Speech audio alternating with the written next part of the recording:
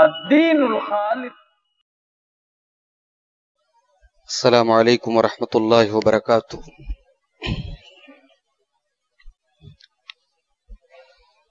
الحمد للہ نحمده ونستعینه ونستغفره ونعوذ باللہ من شرور انفسنا ومن سیئات اعمالنا من يهده الله فلا مضل له ومن يضلل فلا هادي له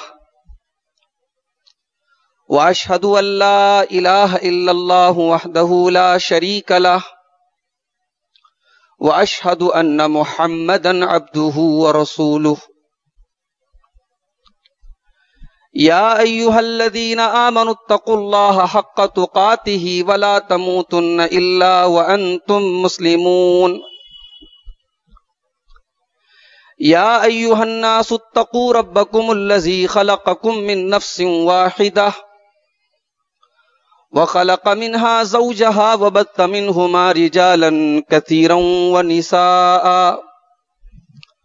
واتقوا الله الذي تساءلون به والأرحام إن الله كان عليكم رقيبا.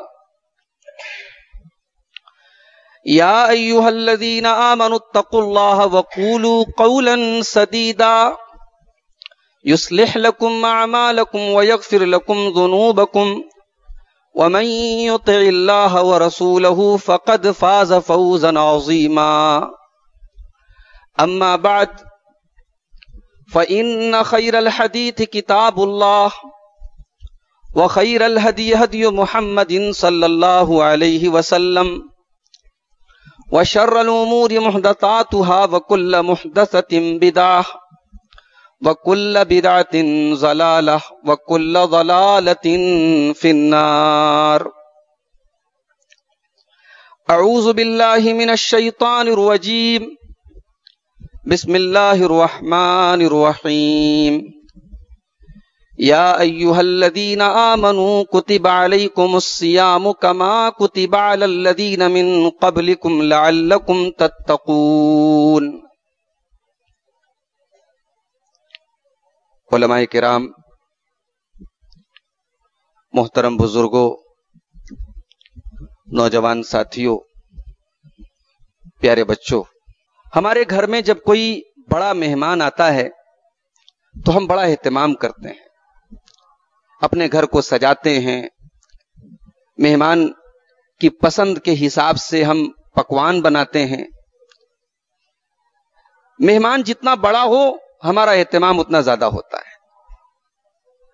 رمضان کا یہ مقدس مہینہ جو ہر سال ہمیں ایک بار ملتا ہے، یہ بھی اللہ تبارک و تعالیٰ کی طرف سے ایک بڑا ہی معزز مہمان ہے، اور یہ مہمان اپنے ساتھ بے شمار خیر اور برکات لے کر کے آتا ہے. ہمارے معاشرے میں کوئی حج کر لے بڑا خوش نصیب مانا جاتا ہے.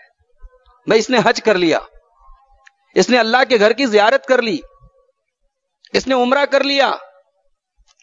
کوئی کبھی یہ تو نہیں کہتا کہ بھئی یہ بڑا خوش نصیب ہے، اس نے رمضان پا لیا، یہ بڑا خوش قسمت ہے، اس نے ایک مہینہ روزہ رکھ لیا.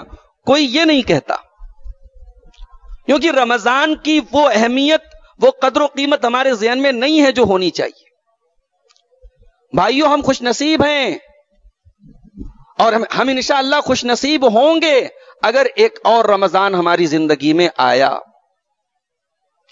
ہمارے اور آپ کے درمیان بہت سارے لوگ تھے، پچھلے رمضان میں انہوں نے ہمارے ساتھ تراویح پڑھی، ساتھ میں سحری کی، افطار کیا، روزے رکھے، عید کی نماز پڑھی. اس سال وہ ہمارے درمیان نہیں ہے. یہ اللہ کی ہم پر عنایت ہے، یہ اللہ کا کرم ہے ہم پر کہ اس نے ہمیں ایک اور رمضان عطا فرمایا. اس نے اپنی نیکیوں، اپنے گناہوں کو معاف کروانے کا ایک اور موقع ہمیں دے دیا. ہمیں جنت کو پانے کا ایک اور چانس مل گیا، اور جہنم سے بچنے کا ایک اور موقع مل گیا ہمیں. ابن ماجہ کی صحیح روایت ہے اللہ کے رسول صلی اللہ علیہ وسلم کے 2 صحابہ مدینہ سے بہت دور کے رہنے والے تھے، اللہ کے رسول کے پاس آئے اور دونوں نے ایک ساتھ اسلام قبول کیا،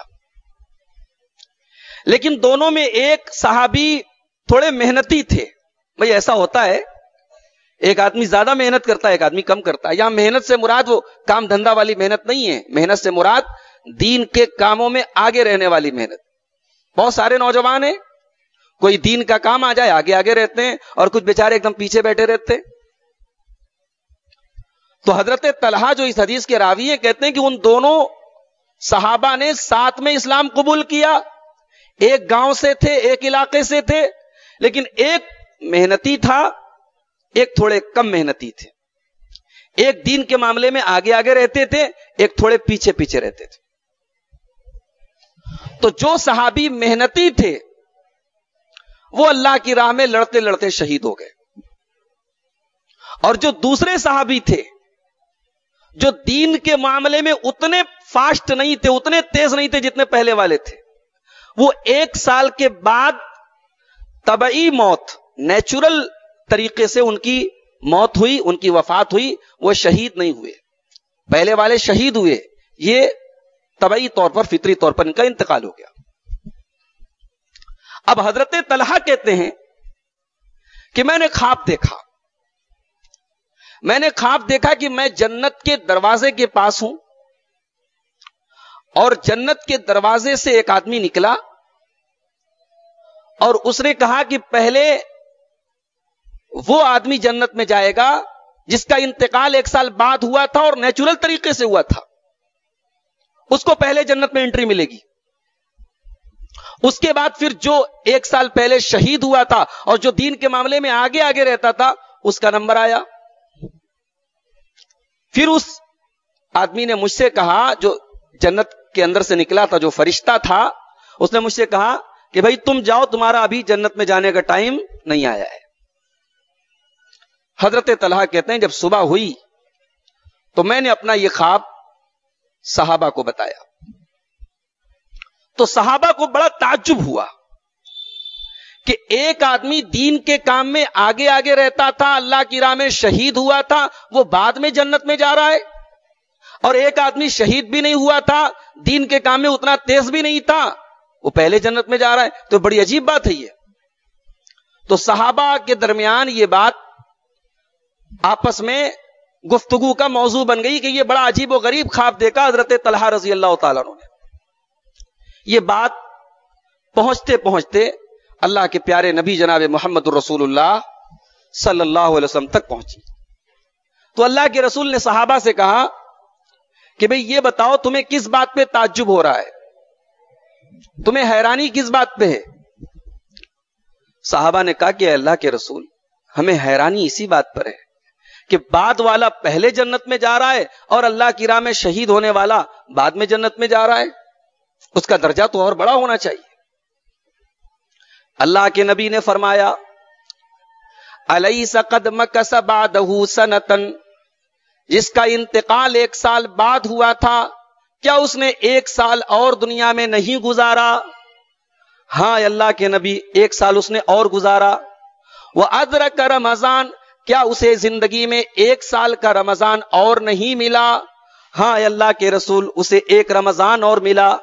وَصَامَ وَصَلَّى كَذَا وَكَذَا مِن سَجْدَةٍ فِي السَّنَةِ، اور 1 سال میں اتنی ساری نمازیں پڑھی، اتنے روزے رکھے، اور 1 رمضان اس کو ایکسٹرا ملا. ایسا ہوا کہ نہیں ہوا؟ صحابہ نے کہا کہ ہاں اللہ کے رسول، ایسا ہوا تو ضرور. آپ نے فرمایا فَكَانَ مَا بَيْنَهُمَا أَبْعَدُ مِمَّا بَيْنَ السَّمَاءِ وَالْأَرْضِ، چونکہ اس کو 1 سال کا ٹائم اور مل گیا، 1 رمضان اور مل گیا، اس لیے ان دونوں کے درجے میں اور ان دونوں کے مقام میں اللہ تعالیٰ کیا بہت فاصلہ ہو گیا. جتنا فاصلہ زمین اور آسمان کے درمیان ہے، اتنا اس سے بھی زیادہ فاصلہ دونوں کے درجوں کے درمیان ہے. غور کریں میرے بھائیوں، ہم اور آپ خوش نصیب ہیں کہ اللہ ہمیں 1 رمضان اور دے رہا ہے.